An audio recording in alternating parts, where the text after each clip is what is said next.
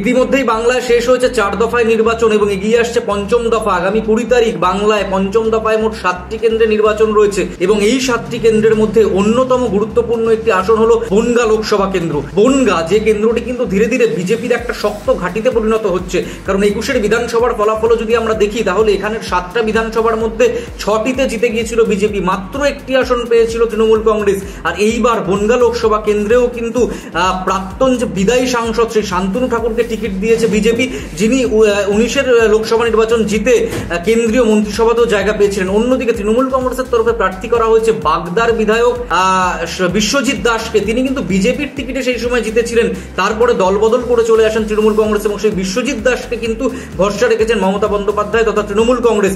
অর্থাৎ একদিকে বিশ্বজিৎ দাস, অন্যদিকে শান্তনু ঠাকুর। বনগাঁ লোকসভা কেন্দ্রে কিন্তু একদম স্ট্রেট ফাইট বিজেপি বনাম তৃণমূলের। শেষ আসি কে আসবেন তার জন্য কিন্তু অপেক্ষা করতে হবে 4 জুন পর্যন্ত।